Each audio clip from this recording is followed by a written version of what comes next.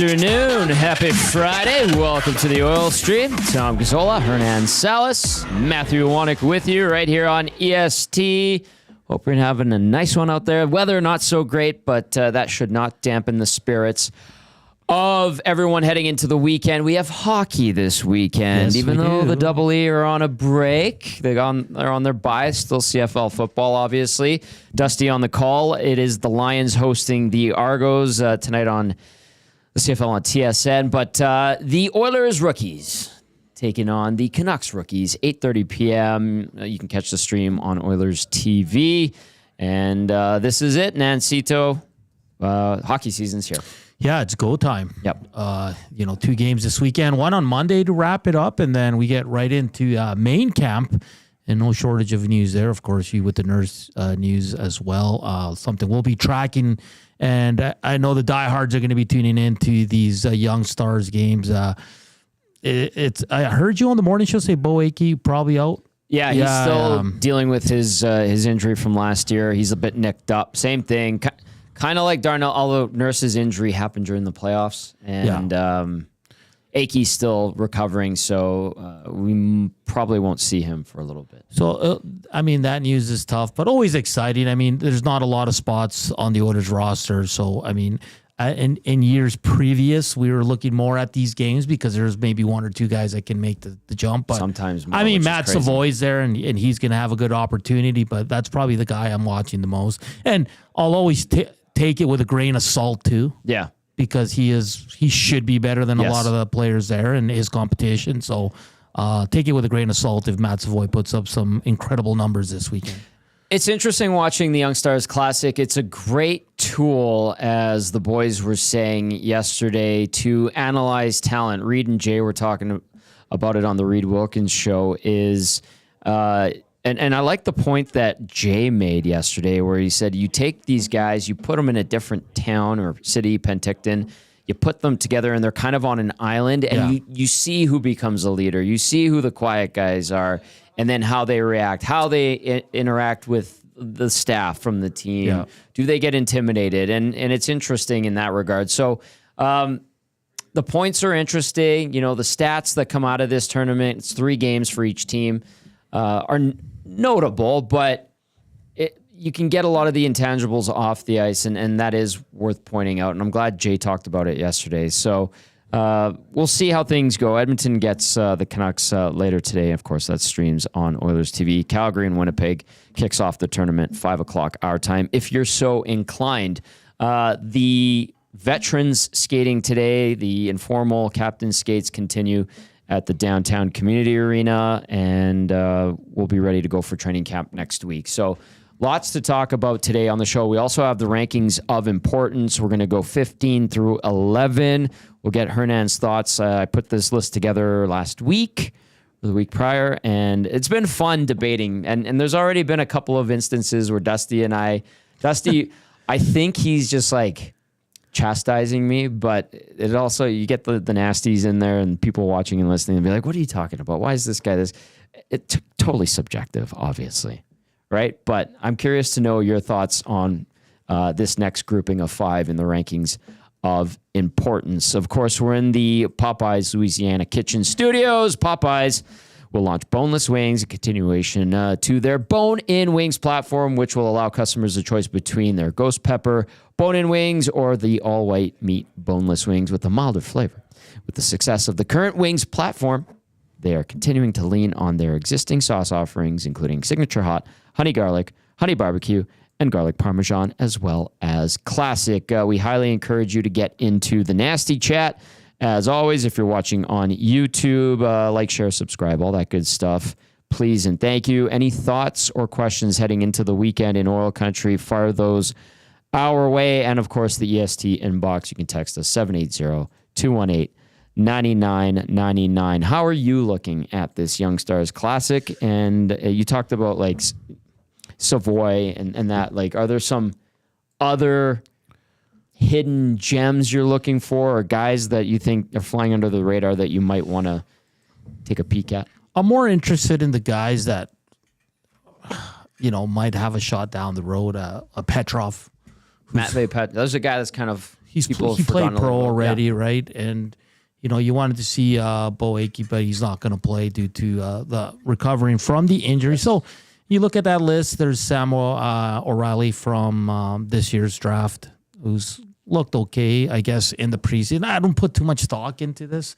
But again, this is a good spot to be in if you're an Edmonton Oilers fan or whatever, because for so many years, we were depending so much on this tournament to see which guy can take the step to the big team. Now you don't need that. And that's great because that shows that you're contending for playoffs, you're contending for the Stanley Cup, and it's not a young team. And I think the Oilers are the oldest or one of the oldest teams. Correct, yes. And that's good. I don't mind it. And listen, I get it. For so many years, Tom, when we started working together at the old station, it's the young guys were always rushed. And I think everybody in the city got used to that. So now when a young guy doesn't crack the lineup right away, there's a little bit of like, why isn't he playing? We've seen it with Raphael Lavoie. We saw it with Holloway. We saw it with Broberg. But this is a good thing where you don't have to rush your players and let them kind of overcook. Right. Ripen. Yeah, all that good stuff. You make a great point. Absolutely. We'll see how it goes. I do really enjoy this term. It used to be hard to cover because we would do the broadcast and you had 1,000,000 miles. You're going 1,000,000 miles an hour. You're looking for and trying to stay focused on a few different things while trying to do the broadcast. Then you'd have to talk and try to track some players and you try to keep an eye on the game, but then you're doing other stuff.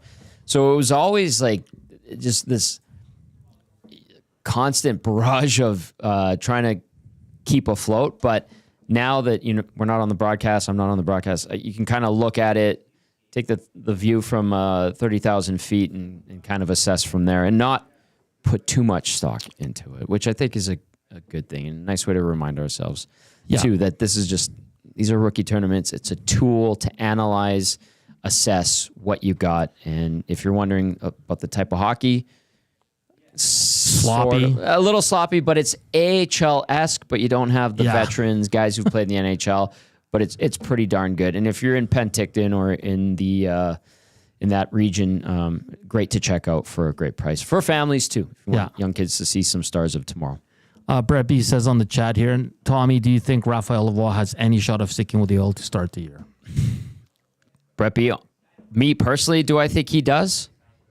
I don't like his chances, but I mean, if he has a monster camp, then maybe the opportunity he got last year. Remember, we were saying going into the season that Raphael Lavoie would probably make his NHL debut, and we'll see what he can do. And a lot of people were encouraged and tantalized by his 20-goal season the year prior. Came on strong at the end of the 22-23 season and deserved a shot. And when he got called up, it was in a time where the Oilers struggled mightily. It was a time where they were one of the worst teams in the NHL. And, was it a fair shake? Not necessarily, but I think there are some guys that might get a look ahead of him, like a James Hamblin, say. Yeah. Like, say if Lavoie doesn't make the team out of the camp and you're going, well, who are your first call-ups? I think Hamblin generally would be right up there. I think Lavoie has a good shot of getting games at some point, obviously. I had Noah Philp as the honorable mention at the start of rankings of importance. If he has a good year, maybe we get a look at him later in the season and he gets in the mix for a call-up potentially. But out of camp, I think Lavoie would have to have a really strong camp, start to finish, put up points in the preseason, and then where do you think he plays if he earns a spot on the team? Fourth line or 13th forward? And that's the thing, right? Do you want him up here if he's in that role? Probably not. I mean, 50 points last year in 66 games, 28 goals. He had 25 the previous year. Yeah. Played in 7 games last year with the Oilers, zeros across the board. But again, he barely saw the ice. He wasn't playing with the elite guys, and nor should he. Because I know there was a lot of clamoring, I'll put him with McDavid. Like, that doesn't happen. That's only in a fantasy world that you're putting a raw prospect like this, who, yes, has good numbers in the AHL, but there's a reason there's the AHL and the NHL. Sometimes those numbers don't translate to the big leagues. So for me, listen, I like the player, Tom. I just, again, and this is if you're down 2-3 wingers, he's going to get the call up, but he's not going to start here unless he knocks it out of the park in the preseason. And he might. We've seen that before, and he will get the opportunity if he does that. But right now, I just don't see it. A couple of replies came in via the nasty chat. I'll take a look at the inbox in a second, but Brett B followed up with, if Lavoie is up here, though, they should be playing him top 9. If it's for fourth line, just waive him and play in Baco. And then Joel Lavoie says, then let him go, all caps. And then but why? Then let him go? Yeah. You need guys. Yeah. You need good AHL players making sure your AHL team has success, because it's that fine balance of developing players and trying to win at the same time. Exactly. I was a little bit surprised, and Spency 5 cents, he said, I think Lavoie is too good to not get a look. He's got an awesome shot. And Spency 5 cents, like, I don't disagree at all. Like, I think now that he's kind of more of an elder statesman in Bakersfield, and has been in the system for a while, second round pick, I think he would be obviously in the mix for a call-up. But Hamblin has played way more games, obviously. Hamblin, there's a certain comfort level with him. Plays center as well. And so I think Lavoie would be in that mix for a call-up. But I don't think they're putting him in the top 9. And you look at the roster right now, it's like, well, where's the hole for him to who you taking team? Exactly. Right. And this is with Kane already. Or Ryan, it's like, no. That's fourth line. And yeah. Again, you don't want to put a skilled guy who's had success in the on your fourth line in the NHL. It does nothing for him. He gets no minutes, loses confidence. So for me, and it's, again, I know some people are saying, like, it's not personal, Tommy. No. Like, we like the player, but this team is contending for a Stanley Cup, and there's just no spot for him right now. Again, unless he comes in and just is just, you almost can't send him down. Yeah, he'd have to have a very, very, very impressive training camp. And we have seen over the years players have very, very impressive training camps. And then the calendar flips and we get into the regular season, and that kind of goes away. What say you? Nasty chat, and of course the EST inbox, 780-218-9999. We do have news of a departure and a signing. Let's get to the departure really quickly. I saw a funny text that came in earlier. It came in from Hampton Steve, and Hampton Steve texted in and said, now that he signed in Berlin, I'm here for the full hour-long tribute to the Marcus Niemelainen era. Glue Guy J. Milne has, I think these are fused sausages. Fuge sausages. You want me to grab? They're delicious. He cooked them. All right, I'll take one. Thank you, Jay. As I continue on here. Oh, that's hot. That's hot. I'm going to burn my finger. Marcus Niemelainen signing in Berlin. And if you don't recall, he was a third rounder, 63rd overall in 2016. He's 26 years old. Big, lanky defenseman, could throw a mean check, and did get a cup of coffee with the Oilers in 21-22, 22-23. He was kind of like that next guy, and people were hopeful for him. And then Vinny Desharnais passed him. Came out of nowhere. Good for Vinny Desharnais. Yeah. It was a 7th-round pick. Similar player, too. Big, lanky, but Desharnais, the difference was better with the puck stuff, as Dave Tippett used to say with Niemelainen. You'd say, like, Dave, what does Marcus Niemelainen need to work on? Puck stuff. And so Desharnais was better, and when he was ready to go and had marinated enough in the AHL, Desharnais got a look up and was willing to throw the big hit and then hit. Throw the big hit and then fight.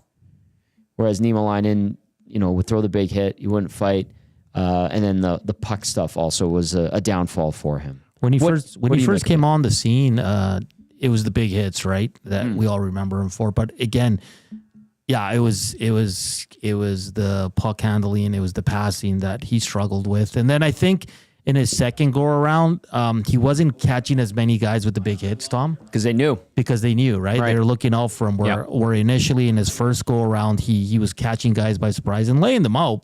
He played 43 games for the Edmonton Oilers in 2 years, and like you said, I thought he'd be next in line, kind of that Broberg and then Nemo, but then Vinny, like you said, came not out of nowhere, but he passed him. Exactly. Yeah. He had his window, got a shot. Only 26 years old. Yeah, but the full hour of Niemelainen era talk we will reduce to a 3-minute blurb.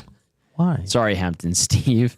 780-218-9999. And then let's go to an addition to Oilers training camp after we talked about the subtraction of Marcus Niemelainen. The Oilers making it official today. They signed Travis Dermott to a PTO. Dermott, 6 foot, 202 pounds, 27 years of age. Spent last season with the Coyotes, where he skated in 50 games, recorded a pair of goals, along with 5 assists, 26 penalty minutes. And before joining the Coyotes, he did play parts of 2 seasons with the Canucks in 21-22, and he was a selection of the Maple Leafs in the second round of the 2015 draft, 34th overall. Left shot guy, 251 NHL games over 5 seasons with Toronto, and scored 12 goals, 40 assists there, 100 penalty minutes, and was plus 28. He's played 329 total NHL games, 16 goals, 46 assists, 62 points, as well as 128 PIMs. And he averages 16 minutes of ice time a night in the NHL. And so Dermott, I mean, this has been discussed. I think it was Escott who had it over at Ched, said, expect this to happen. It has come to fruition. I put it out there that 2 days ago, Darnell Nurse is nicked up, healing from an injury, is skating, even today, informal skates. But here's a chance for Dermott to showcase himself. Yeah. If Nurse isn't ready, I don't know, maybe you sign him. But there is talk hey, he can play the right side. So, I mean, you can never have too many quality players around, and competition in camp is important. Yeah, I'd probably put the percentage high that they are going to sign him. Think so? Yeah, just because NHL guy, he's played. He's a bottom 6 guy. He's going to be a 6-7. But with the Nurse news, the uncertainty of Emberson, Stetcher, and whoever, Josh Brown, like he's going to be now. Right now, he's that 7th guy. Josh Brown's at 8. And Josh Brown's a righty as well. So I think we'll end up seeing him get a deal. And it's going to be, a cheap deal, 1-year deal. And if you need to put him in the minors, you do. It doesn't really matter at this point because I'm not too concerned about his contract. But right. I think he is going to stay just because of the experience and because of it's kind of what Calgary's doing, signing all these vets, PTO. They signed Tenorti, they signed Tyson Barrie to a PTO. They're just kind of bringing in a lot of guys to see what sticks, who fits in the best. And the Oilers really don't have that outside of Josh Brown, who's the 7th right now. So you have 8 guys that are NHLers. A lot of them are third pairing guys, which is what concerns me. And with the Nurse news, I think he's almost a lock to be here. Unless they bring in another PTO defenseman, veteran guy, and he outplays them. I don't think they will. I think somebody sent in a text earlier today asking about Justin Schultz coming here. I don't think so. I'll put it this way to you, Tom. Is Justin Schultz what the Oilers need? Yeah. Because of just a good NHL right shot defense. Because he can move the puck? Yeah. But now is there space for him? Would he come back here? Because he's probably going to want some, like he's not going to take a cheap deal to come here. No, and that's the thing too, is like the money needs to work, cap space needs to work. The other thing is when you look at it, and the way I'm describing this, like Schultz, is he with the Oilers? He's like, yes, what do they need right now? They need a veteran right shot defenseman. Is he that? Yes. Is he the best one? No. Could you get a better one via trade at some point during the season? Yes. Yeah, absolutely. But just in terms of filling a need, and he would be able to provide that filler, that's why I just bluntly said yes. Just to no, because that. You were bringing up Shattenkirk, and I know the Giordano thing is it's throw the Giordano thing away. And I picked Schultz. I think we talked about it last week. Yeah.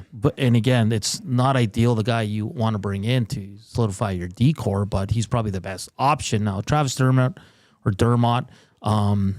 Yeah, I'm intrigued. We'll see. And again, everything in the preseason, take it with a grain of salt, and we'll see how he performs. And I know there's people in the nasty chat saying how long before a lot of fans start talking about Dermott's better than Nurse. Well, it's September 13th, going to happen. and they're already talking about it. happen. Yeah. Keep those texts coming in, 780-218-9999, the EST inbox, and, of course, via the nasty chat as well. So there you go. The Oilers making it official. Travis Dermott signed to a PTO, and we'll see what kind of training camp he has. And we need to keep in mind, too, like, it's expected Darnell is good to go late in camp or later in camp.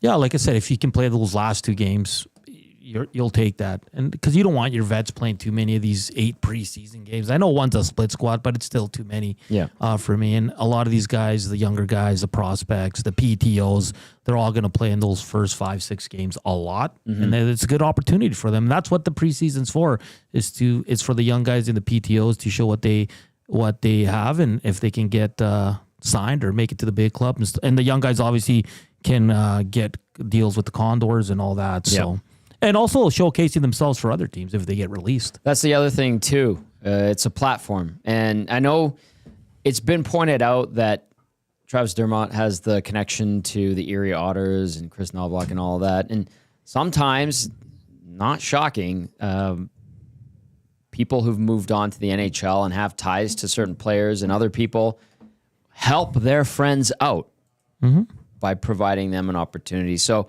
we'll see what he does. It's good to have the competition in camp, and we'll continue to monitor the Darnell Nurse situation, and we'll see what happens on the right side of the blue line. Does Dermott slide over? Do they put him there right away in preseason games, and does he outplay Emberson, Stetcher, and Brown?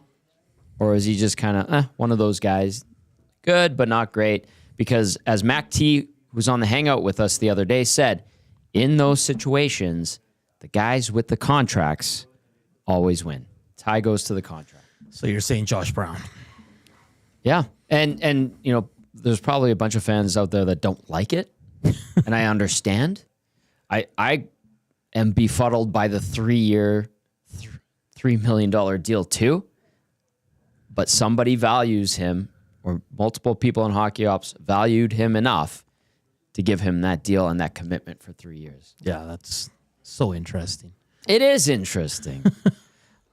But anyway, as Mac T, in his words, it was tie goes to the contract. So for Dermott, injury situation to Nurse will play a factor, obviously. And then if he's competing for a job on the right side, he has to beat out 3 guys with contracts. Let's see what he can do. That's what the beauty of training camp is. Competition. All right, let's go into the EST inbox. Ace Ed texting in saying, over-ripening players is a good thing. Remember when Dry was sent down, even though he had impressed in the preseason and then came up with vengeance? That was Draisaitl's second NHL season, because you remember he started his rookie year up here. It was a Dallas Aikens season. It was not going well. They waited and they waited and waited. Finally sent him back down to junior. He got traded from PA to Kelowna, went to the Memorial Cup. They won a WHL championship. That was a great experience for him. He came back, yes, like Ace Ed said, had a good camp, but was still sent down to Bakersfield to start the year. It was very brief. Him and Darnell Nurse. And I think they were called up within like 2 weeks, and they never went back. So, yes, it's good to over-ripen, especially if you've got a bunch of vets.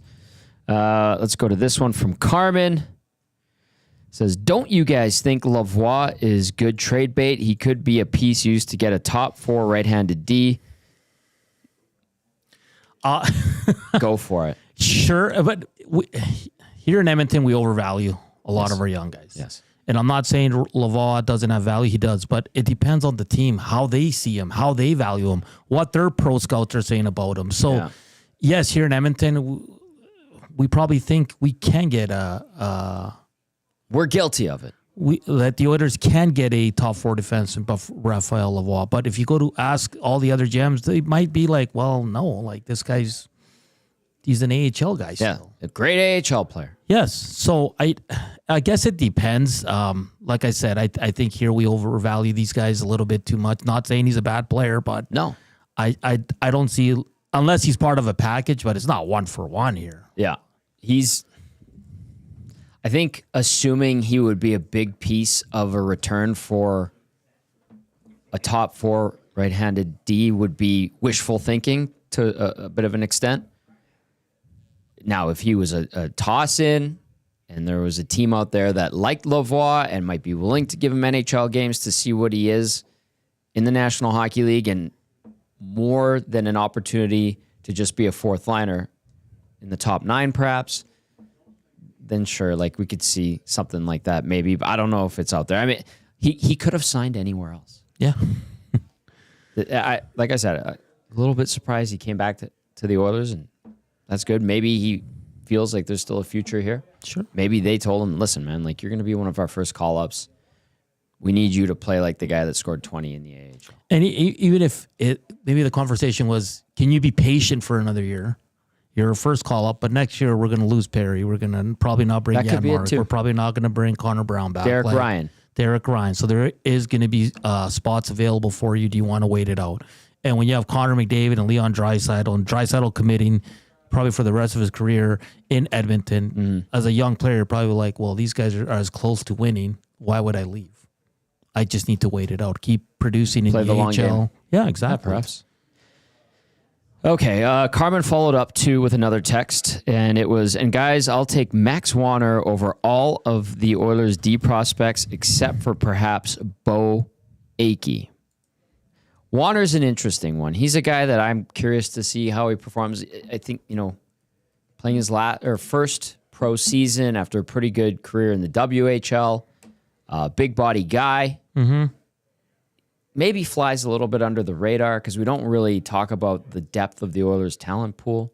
Yeah, I think it's generally glossed over as the cupboards are a bit full. I've said it before, but I think if you're looking at it and you're like, well, Warner's a guy that might have something, and give it some time, and he could be a player at some point and get a look and fit right in. I think he still needs to simmer and ripen in the AHL. Oh, yeah. 7th round pick, eh? Yeah. Not a big point producer, but you don't really need that on this team. And seems like he's solid. 68 games plus 13. I don't know much about him, Tommy, so I don't want to speak out of turn here because I haven't watched him play. So if Carmen, that's who texted that in, right? If he's watched him play and he sees a steady defenseman there that could make the jump, then sure. But I haven't watched him play, so I don't really know much about him outside of looking at his stats.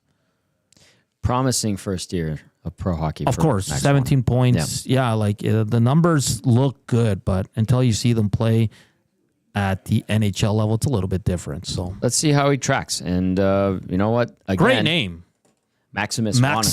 Yeah, big boy too. So and Carmen, that's a guy that what did they have? Oh, it looked like he had a good year last year in Bakersfield. He should be one of their go-to guys in this Young Stars Classic. So we can start to evaluate tonight at 8:30 when the Oilers take on the Canucks rookies. Carmen also follows up with, should have been more specific, boys. I apologize. For Lavoie, I meant he could be a bit of a toss-in at the deadline for a package deal for D-Man. It's not like Lavoie would be the main piece. Yes, Carmen. Yeah, of course. We got you, brother.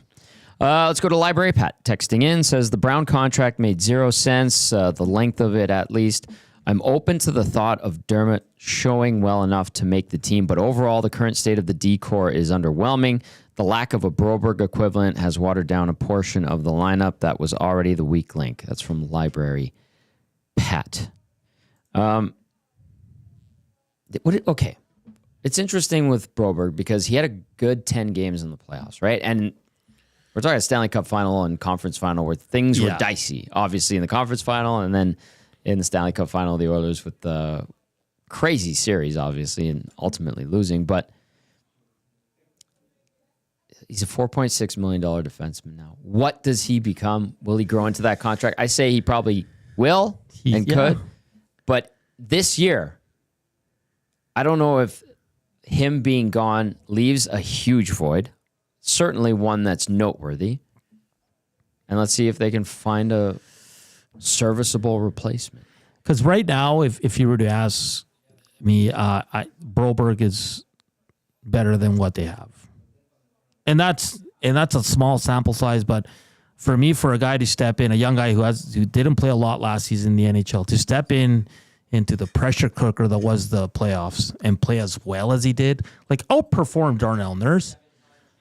I think he's figured it out, and I think he's better than, because Broberg is naturally a left shot. Lefty, yeah. But who played the right side as well. And played it well. He carried the puck up the ice, skated it out, and that was something that the Oilers needed. Their breakouts were better when they did that, especially in that Stanley Cup final. He was one of the guys that could do it with efficiency. Because he was probably going to play the right side if he stayed here. Yes. So I'd still pick him over Josh Brown, Troy Stetcher. And again, I don't know Emberson. I don't. So I know the analytics community loves this guy, but until we see him, play real games, I don't really know. But I think most people would pick Broberg over the guys they have right now. Honestly, I would too. Yeah. And I'm not trying to disparage him at all. Okay, this one's funny. From Jack, Raimai's cousin, says, Warner was he's giving us the scouting report. Oh, okay. Warner was a very poor midget AAA player who hit a massive uptick in junior. Hey, that could be 100% accurate, late bloomer, whatever, but he's on the radar now. So good on him. I was talking about Marshall Finney on That Hurts on the morning show today. He absolutely blew up the Leafs' first round pick this year in rookie camp, and by all accounts, he's on the Leafs' radar, and he was a guy that the Oil Kings discovered at a junior B camp. Yeah. And they've turned him into a potential pro player. Wow. Maybe he has a future with the Maple Leafs. We'll see. But like this one. You never know. Hernan hates Ty Emberson. I don't hate him. Yeah, that's either that's trying to get you going, or it's like... He says, just kidding. Okay, I hope he works out. But again, I'm not going to sit here and say he's a lock to be in the top four until I watch him play, because I didn't watch him in San Jose. Mm-hmm. And until they traded him, Tom, I'll be honest, I didn't really know of him. Ty Emberson? Yeah. Nobody did. Seriously.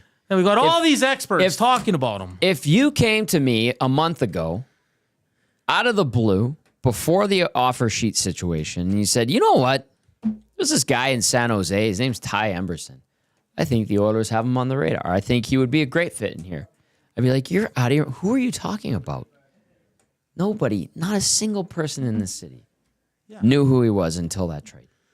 That's why. I mean, he's probably the top guy I want to watch in the preseason. Well, what is he? Why is he so highly regarded? What's the relationship with the analytics in Hartford? Match the eye test. Right, exactly. There is some... not excitement, but there are people within the Oilers that look at him and go, hey, this could be a good story. Mm-hmm. But that's why, like, when we're doing the rankings of importance last week, I'm like, let's not put the burden and the pressure of Oil Country on this guy who's played 30 games. He might just grow into the role. He might move in and slide in seamlessly. Could go the other way. Hopefully not if you're an Oiler fan, but like, got to see what you have here. I mean, it's just careful. Let's not assume that this, and it could be a lot of pressure for him too. I mean, yes, he was in the NHL, played 30 games, but he was on a very bad team. And a wise man once at the old station said, Ray Ferraro, on one of the shows, that always be weary, leery, whatever you want to call it, both work, of a guy having a good season on a very bad team. Yes. So that's what I mean. And I'm not saying he had a great season. He was, by all accounts, he was good. 10 points in 30 games. Advanced metrics were pretty encouraging. And there's optimism that he could be a nice story with the Oil. Let's see if it plays out. I'm curious to see. By all accounts, and according to Drew Remenda, who had him in San Jose, great guy too. Which is always that's always important, right? Yes, it does help. You glue guys, we've got 7 glue guys out there now. Can you imagine if he's not an upgrade on Cody Ceci? Yeah, I could imagine. That's what I mean. Like, yes, Hernan. Cass is gonna lose it. Well, yeah, Cass would. Cece's his former teammate, and they're still friends. Yeah. on Two Guys and a Goalie the other day. It was funny listening to Cass when he was like, all the fans were like, trade CC, trade CC. I was like, oh, there he goes. He's wound up. Let's go to Kamloops J. Kamloops J texting in and says, hey guys, could you see the Oilers picking Tyson Barrie up if he has a good PTO with Calgary, just like that one year that player had a PTO with Edmonton, but that went to Calgary? That was Christopher Stieg, 2016-17. Do you want to take this one, or do you want me to quickly hit on it? No, you can go. Kamloops J. There was interest from the Oilers in Barrie, and Barrie in reuniting with the Oilers. It did not come to fruition. I feel it's because he looked at the contract situation in Edmonton with the right-handed D-men and Edmonton's plan of attack and compared it to what isn't in Calgary, and that's a lot of defensive depth. And I think he figures he's got a great shot of landing a contract with the Flames. I think he makes the team in Calgary, especially if he has a good PTO with the Flames. That's how I kind of see it. I think Tyson Barrie, he's a sharp guy. He's got a lot to prove that he can still play in the NHL. It did not go well for him with the Nashville Predators. He butted heads with Barry Trotz and unfortunately got into the public realm. And so I think he's going to play with some piss and vinegar in Calgary. I think he's going to make that team get a contract. But it is interesting because I think both decors on the Alberta teams, there's opportunity for him. Yeah. Maybe I don't want to say maybe more in Calgary because I look at the Oilers and I'm like, he could play. I agree. Yeah. I agree. But the Oilers have clearly decided to go a different route. And I'm okay with that. Yeah. You've been there, done that. He's not going to be he was here primarily because he was running your power play, a historic power play, and Bouchard hasn't missed a beat. He's probably better at the point. Yeah. Yes. Good on Evan Bouchard. All right. Keep those texts coming in. ESTN box 780-218-9999. And then, of course, via the nasty chat, Tom Gazzola, Hernan Salas, Matthew Iwanek with you here on the Oil Stream as we roll along into the rankings of importance. Of course, the Oil Stream also brought to you by Boston Pizza. Summer's short. Make any occasion a BP patio occasion. Hop on a BP patio today. A little chilly, but you might need a jacket.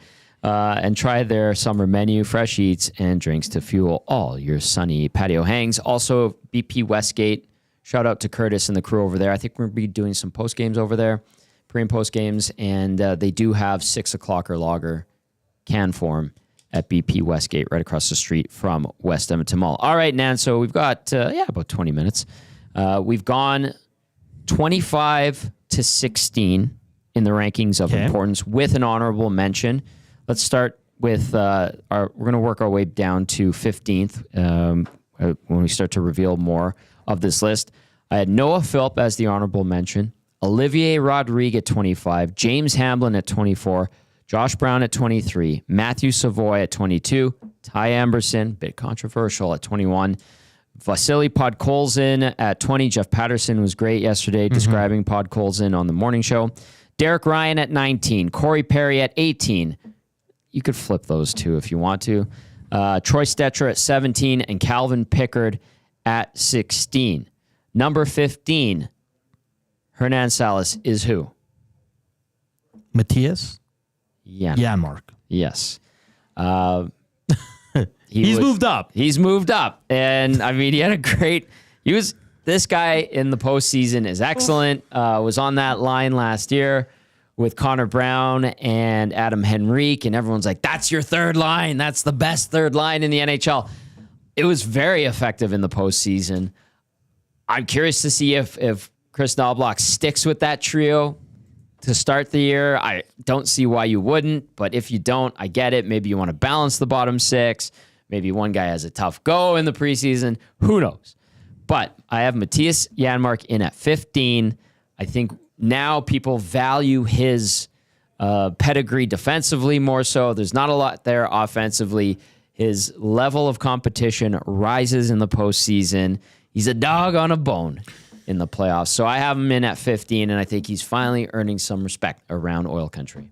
Yeah, because in the regular season, why is Janmark playing? Remember he got the bump in the top 6 for a few games? Oh, yeah. Well, he had like 5 points in a 6-game span. And there it is. There's Janmark. Yeah, but solid PK guy. It seems like the guys love him. And the goal in the Game 7 of the Stanley Cup Finals, man, like what an absolute beauty. But he's that guy that steps up his game in the playoffs. And I always liked him in the regular season. I never got the hate for him. And yes, he's not here to score, a ton of points. He's here for other reasons. And if he can get past the point totals and all that, and there's a reason why Coach K bumped him up. What? I just got the dirtiest look from me wanting for calling. For using Coach K? Is that one of Matthew's 94 teams that he's a part of?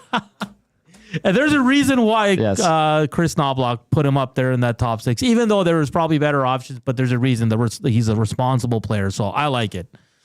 Janmark last year in 71 regular season games, 4 goals, 8 assists, 12 points, 46 PIMs, and 4 goals, 4 assists, 8 points in 25 playoff games. He is number 15 on the 24-25 Oilers rankings of importance.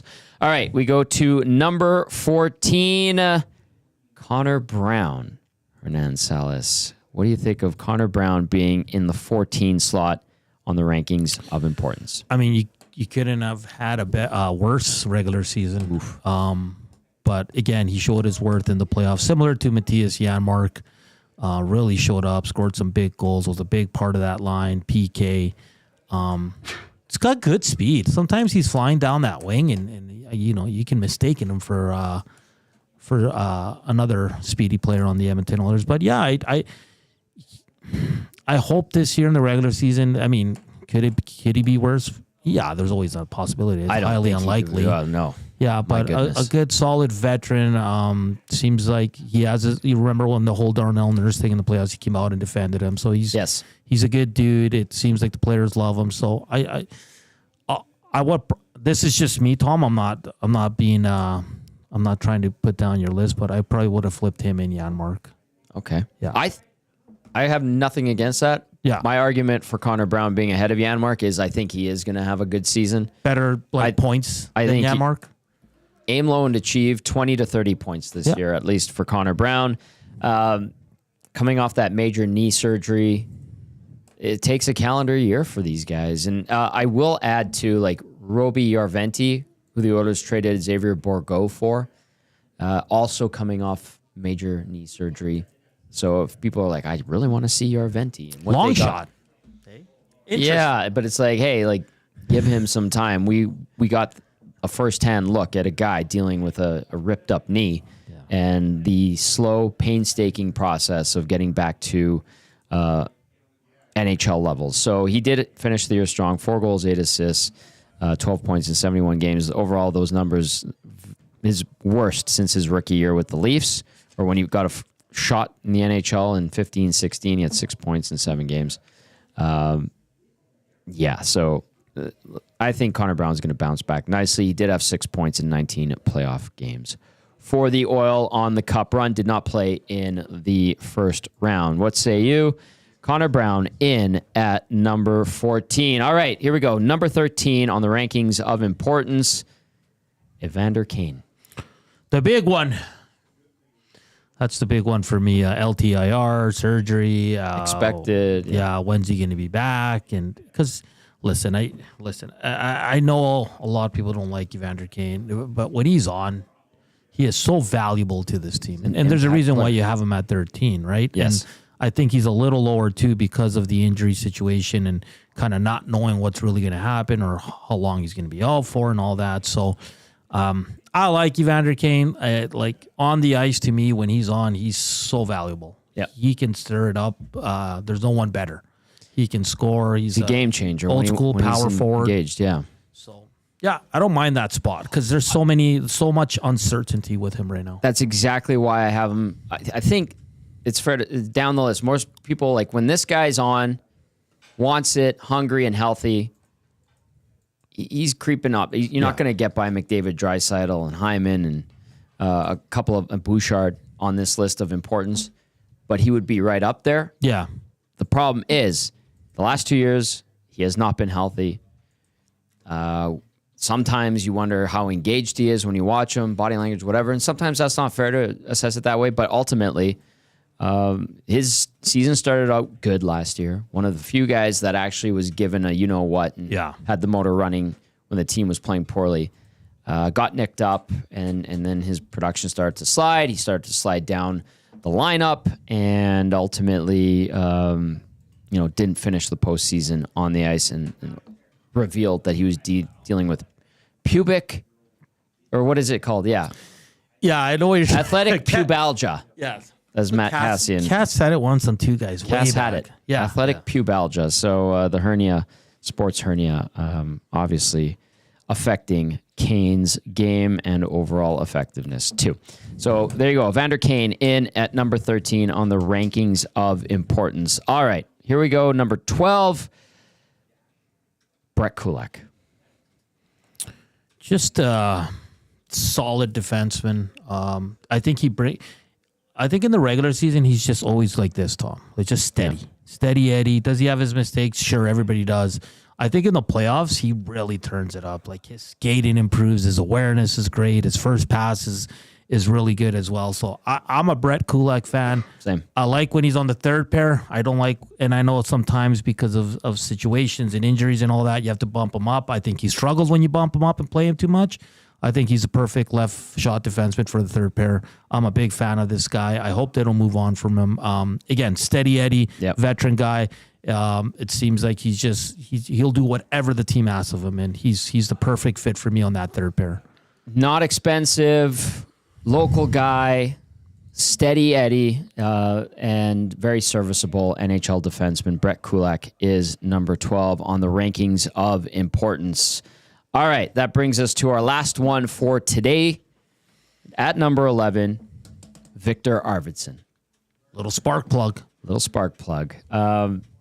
I have him at 11 because, I mentioned there's a bunch of guys that are the top dogs. I think, we can generally assess the top 6 or 7 guys right away. And I think Arvidsson falls into that second category of tiers of where these guys stand in the rankings of importance. Understandably, an important signing in the offseason and could have a big year offensively. The question mark here and why I put him behind one or two other guys is health. Yeah. No, that's the big one. 18 games last year, Tommy. Hasn't played a full season ever in his career. So that's definitely, as an Oiler observer, and if you're a fan and all that, you'd probably expect him to miss a handful of games just because that's been his career. Yeah.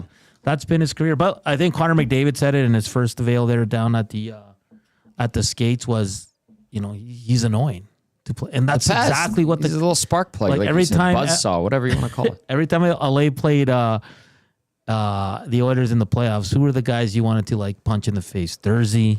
Yeah. Probably Travis Moore, Mikey Anderson, and Victor Arvidsson was right there. Yeah. And the best thing about him, he's skilled. He can beat you and all that. And the thing with Arvidsson on this team, he doesn't have to be the guy. No.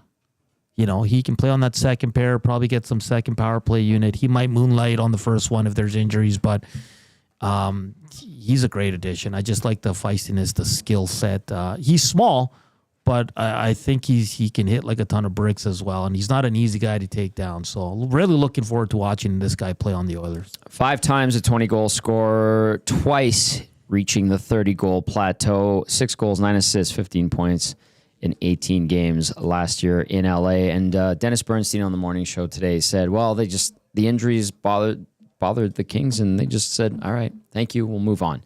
And the Oilers said, come to us and see what we can do. So a good pickup, we feel and anticipate, with Edmonton getting Victor Arvidsson, and he slides into the number 11 slot on this year's rankings of importance. So there you go. Today we had at 15, Matthias Janmark. At 14, Connor Brown. 13, Evander Kane. 12, Brett Kulak. And 11, Victor Arvidsson. I'm intrigued for you.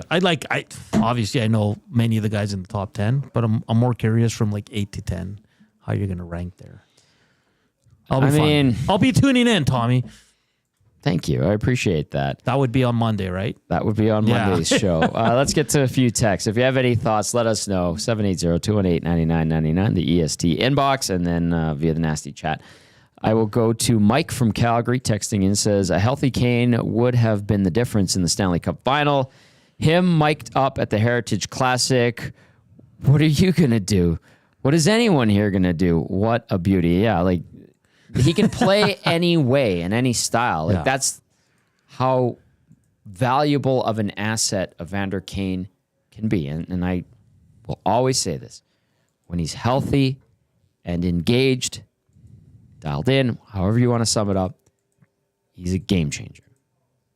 When he's nicked up or his mind's somewhere else, not so much.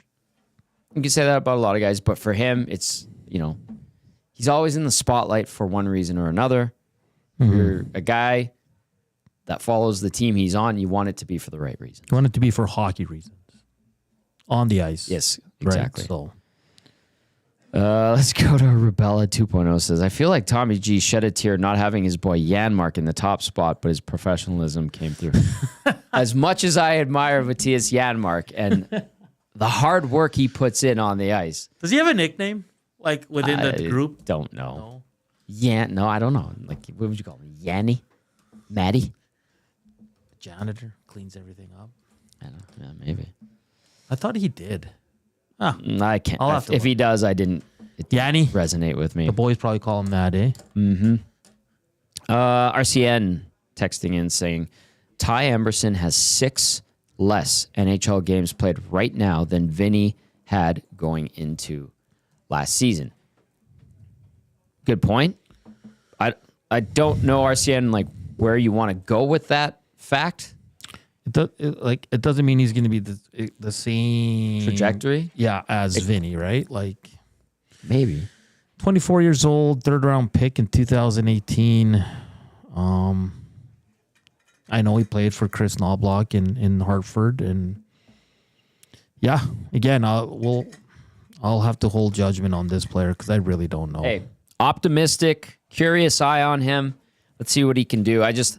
I kind of not cringe, but I don't want to burden this guy, and they hear the outside noise. And what if you're coming in, you're like, I'm excited about this opportunity. I'm going to get a shot here. I can show everyone I'm a good NHL defenseman on a cup contending team. But then you're getting a lot of outside noise. What happens if he goes -2 in like an 8-minute game where, things go sideways early on? People, this guy's crap. And all of a sudden he hears that. Like, so I'm always a little bit leery to just be like, here's your guy. He's your number 4 right shot D-man. Yes, he's unproven, but he's going to do it. To me, I'm always a little bit like, and that's based off let him right grow now. into that role. Numbers right now on the analytics charts. And sure, he could surprise and be the top 4. He could play on the 3rd pair. There's optimism for him, not just externally, but internally as well. All right, let's go with this text to wrap things up. It's from Al. It says, hey, Tommy and Hernan. Hernan, great to hear your voice again. Boys, on Broberg, he got eaten alive in the finals. He had the worst expected goals against of all defensemen on the Oil by a lot. The shots for and against on the ice were lopsided in the opposition's favor. He was saved by Skinner, having a ridiculous .940 save percentage. He was horrible. He was decent against Dallas, though. He is not a $4.8 million D-man. I think it's 4.6. It's just under 4.6. Nanso, hot take. Al coming in with the numbers. I agree he's not worth that money right now. Yeah. But the Oilers might be kicking themselves in a couple of years if he plays he takes that next step and becomes a really good top 4 defenseman for the St. Louis Blues. Who knows? Well, hey, the one thing he has not done is be a consistent, solid NHL defenseman for a full 82-game season. Yeah. No, that's fair. This is his chance. If he does it, good for him. Sucks for Oilers fans and the Oilers. He's got to go prove it. Mm-hmm. And he hasn't yet in 81 games scattered over, 3 or 4 seasons. So time will tell. And Al coming in with the numbers. We like numbers. Yeah, we do. All right. Actually, I'll go to Baggio for one more. It says, hey, boys, curious. Big Oiler fan. Still sings how close they came. But is it just my social media algorithm, who I follow on X and IG? But I see and hear so much more of the potential of the Oilers and how great they are. Potential Stanley Cup finalists. Is it just me, or is no one really talking about Florida actually winning? I don't mind because I don't want to hear about them, but do you guys find that too? Florida's kind of getting I think they're in the mix, and they kept a lot of the big guns that they needed to keep. I won't say they won't go to the finals again. It'd be really hard. I know Tampa did, but back-to-back finals appearances. Yeah. Edmonton's looking to do it this time. Edmonton's looking to do it. Yeah, it's going to be. They're a good team still. Don't discount the Panthers, Baggio. Don't discount the Panthers, and I get it. But we'll see what happens. That's over in the Eastern Conference. We'll see what happens when we get to the Cup final in mid to late June. As Dave Pagnotta put it yesterday, these finals are going to be spread out 2 days between games, just like we saw. Nothing's going to change. Nothing's changing. So there you go. All right. Big thank you to everybody who watched, listened, whether it was on iHeartRadio, TuneIn, EdmontonSportsTalk.com, or on YouTube. And as Matthew Wanick likes to say, hello and thank you to all of those listening to the podcast later on. We appreciate it. Natso, good job on the oil stream today. Thank you. That was fun. Huge thank you to Popeyes and Boston Pizza and, of course, CoolBet for being partners with us here on the Oil Stream and at EST. What do you got coming up next on EST Afternoons? Yeah, we'll recap Thursday night football. We'll go to the Leafs, Toronto, talk to Dave Alter there, continue our NHL previews. Danny Austin from Post Media in Calgary, talk Flames and Stamps, and KJ and I will just go around the world of sports, some F1, some Oilers, some CFL. We'll have some fun. So keep it locked. Keep viewing. Keep hitting that thumbs up. Awesome. That is it for the Oil Stream. For Nanso and Maddie, I'm Tom Gazzola. Say thanks. We'll talk to you later.